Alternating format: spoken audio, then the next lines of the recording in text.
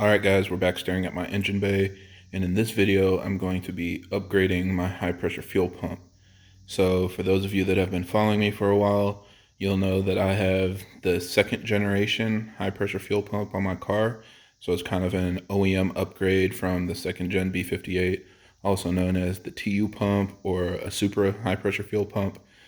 And from my last video, you've seen that I've upgraded to the Dorch high pressure fuel pump, which is a full aftermarket upgrade. So now that we've gone through all the data and I revealed everything in my last video, we're going to go back in time and I'll walk you through the process of upgrading from the TU pump to an aftermarket Dorch pump. Now, I already have posted a DIY to install a high pressure fuel pump on my channel back when I installed my TU pump in 2019. So I'm kind of going to do this my own way.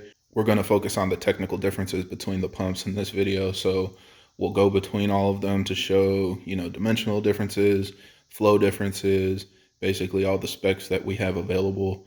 And that way it can give you a little more information about, the differences between the pumps and help you make a decision. Now, again, I want to give a big shout out to Keys Motorsports for working with me on this project. He's a channel that started just like me. He used to do DIYs and videos, and now he's got a whole shop and a business going. So I really do appreciate him partnering with me on this. And when I talked to him about the project, he was excited to support. So I got my Dorch high pressure fuel pump from him, and I definitely recommend going to his website to get one if you're looking for one. Like I said, it has this crazy new technology where it shows in stock when he has them and out of stock when he doesn't. So you don't have to feel like there's a possibility of ordering it and waiting for a really long time.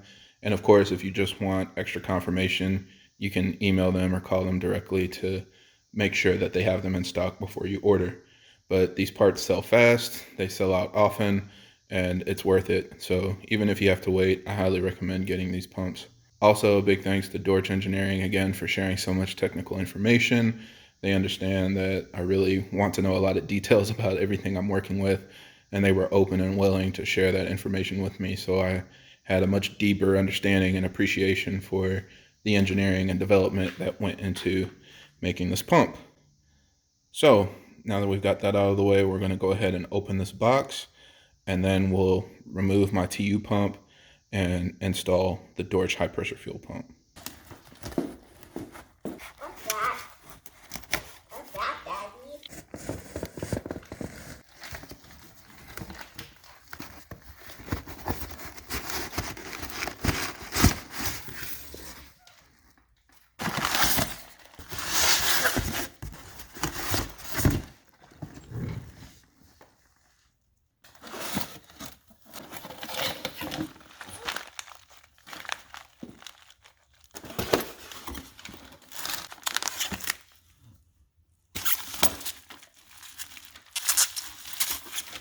All right, and now with everything laid out, we see that everything's really high quality, as we've all come to know and expect from Dorch.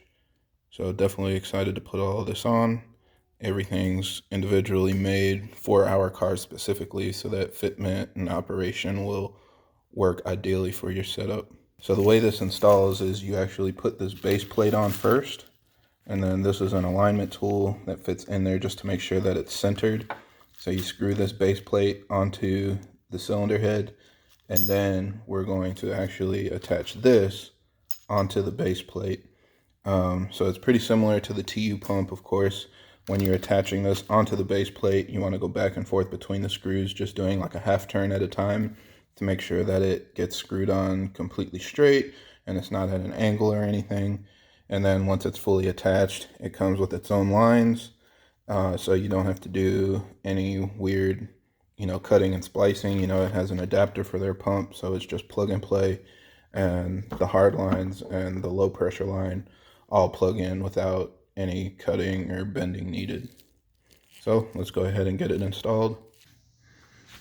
So now during this part, I'm going to have to do a voiceover because I was so into filming and swapping the pump that I literally completely forgot to say anything while I was recording. But this part of the process, like I said, is very simple, similar to the TU pump. Of course, you're going to need to move all of the trim out of the way. So you're going to get to all of these 10mm screws, untwist those, and then you'll be able to pull the trim panels out. And then after that, we're going to get all of these rubber gaskets out of the way. There is a wire running through it over the engine bay, so kind of pull that out of the weather stripping, and then you'll be able to pull that off of the trim. And then underneath these caps by your windshield wipers, you're going to have some 16mm screws that you need to remove, and then also some E18 bolts that you need to remove with an E-Torx. And then you can remove your strut brace, and then you have 7 10mm screws all the way around this trim cover panel. And once you remove those, you can remove the trim plate, and then you can remove the sound deadening. Now at this point, we're just going to remove the pump. So you unclip it like every other clip on our car. Then you remove this nut, hit yourself in the face by mistake, recover like nothing happened, and then start removing it again. Remember, you want to back off that nut slowly because fuel will start to leak out. And if you're removing it, and as you untwist it slowly, nothing's coming out, you can kind of just pull on the actual hard line a little bit. And as you wiggle the hard line, you'll see the fuel start to come out. So just take your time, back it off slowly. Then we're going to remove the pump. Again, remember, go back and forth to make sure you remove it in a straight line so that it's not coming out at an angle or anything. And then you're ready to reinstall the Dorch pump. So we're going to put the plate on first, and then you use that centering tool to make sure it's located properly. And then you'll go ahead and put in the 2 shorter screws and tighten those down. You don't actually need to go back and forth on these since it's not centering anything. Then you remove the centerpiece, take your pump and put a little bit of oil on the actual piston. No need to be shy here, just put a whole lot on there because this is something you want to be lubricated before you reinstall it. Then you're going to be able to put the longer screws in, just kind of hand tighten them and get them located and seated, but don't tighten it all the way down yet. Then we're going to remove this cap on the outlet of the pump and remove all of the plastic on the hard line that came with it. Start getting everything located, and at this point you basically want to get all of the nuts started. They should be easy to turn onto there. You should be able to turn it on with your fingers, so don't force it on. These are machined threads, so everything should screw on nice and smooth. And then once you have them all started, then you can begin to tighten your pump. And once it's snugged down and everything's kind of seated, then you're going to go back and forth a quarter turn at a time to fully tighten down the pump. Now you can see I'm kind of going a 1 2 2 1 1 2 2 kind of pattern just because it's a little bit faster, but you can go back and forth and do a quarter turn on each one if you want. Then at this point you're ready to go ahead and tighten down the hard line. So again, use your 17mm box wrench and tighten it down. Here I'm removing the low pressure line that feeds the pump, and I actually made my own ethanol analyzer. So the only thing I needed to do was replace this fitting with a male end so that it would work with the Dorch line. And then you remove the caps on your low pressure line. Then you're going to remove the adapter on the AN fittings, slide it onto your fuel line, and then you're going to push on the actual low pressure line and tighten on the adapter, and that's what's actually going to hold it in place. Then you're going to locate your fuel line hold down and tighten that on.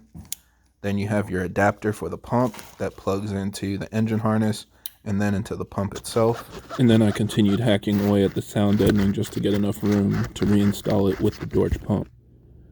And then you reinstall the sound deadening and start the car. Overall, it actually wasn't too much louder. Inside the car, I really can't hear it at all. So, very satisfied with this one.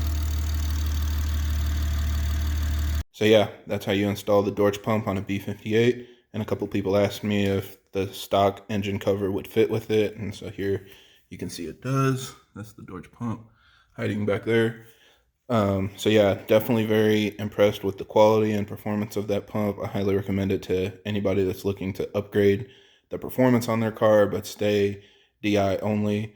And hopefully this video helps you guys out if you're installing it too. And big thanks to everybody that's partnering with me on this build. Without them, this wouldn't be possible. So please support them, let them know I sent you.